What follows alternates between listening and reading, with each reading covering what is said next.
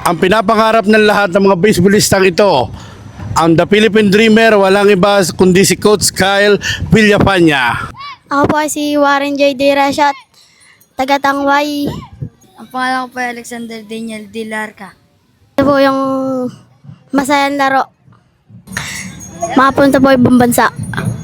Kakasimula ko lang po. Gawa ng tumigil po ako nung ako'y bata.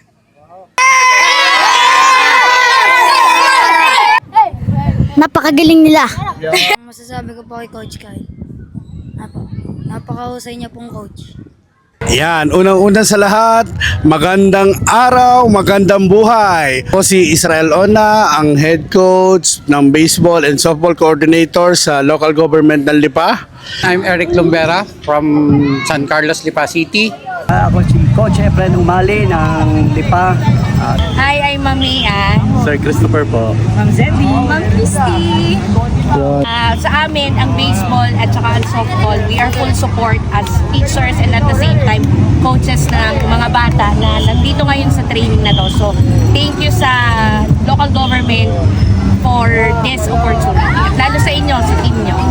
Of course, aspiring para sa mga bata and isang karangalan, Coach Kyle ay kanilang makasalamuha.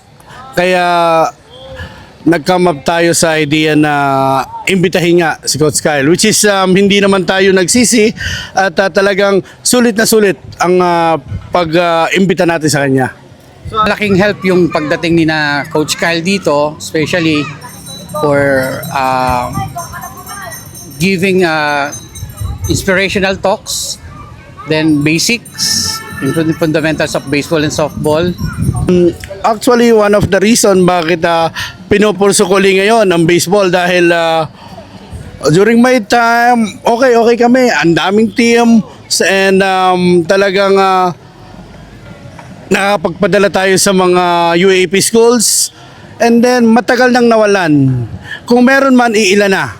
Kaya ngayon, our target is to create, to build, and to establish a good baseball team kasi kita naman natin in the whole Philippines, almost all the cities talagang meron na silang nai-provide na hindi lang ang player kundi buong team. Benefits from here is yung mga bata hindi na siya masyadong gumagamit ng gadgets. Mas gusto nila maglaro instead of stay at home and play gadgets. So, my advice, just keep on what you're doing, just enjoy the sports, and the sports will help you in the near future.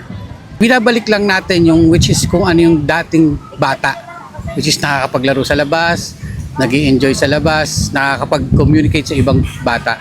Thank you kasi tinuturo niyo sa kanila yung basics. Na possible na hindi namin fully talaga naturo lahat. Kung kulang, at least matuturo niyo sa kanila. And nakikita naman sa training na meron sila, they are enjoying kahit pa ganyan. So laking tulong ng ginagawa niyo ito para sa mga bata. Isa yun sa mga masarap balik-balikan as a former player. And now, as a coach, gusto naming ma-achieve ng mga bata din yung mga na-achieve namin when I was a player.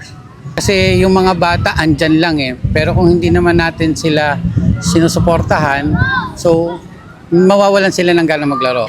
Hopefully, sana tuloy-tuloy po yung ating pag-support sa mga gantong events. Love of the game na.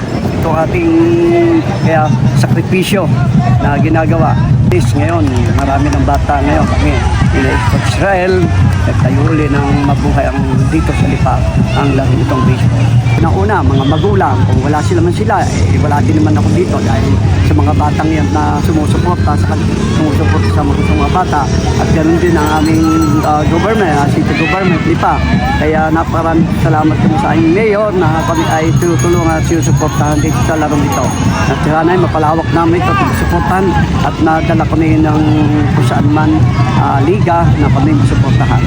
Una po, Municipality of Lipa through our Mayor, Eric B. Africa, and PSC Chairman sa pagpapaunlak niya sa atin sa programa natin ito. Paring John Robles, yung mga kasamahan ko sa Community Affairs, yung aking may bahay na hindi naman dapat kasama dito, nakakatulong ko. Salamat. And of course, ang pinapangarap ng lahat ng mga baseballistang ito, ang The Philippine Dreamer, walang iba kundi si Coach Kyle Villafaña.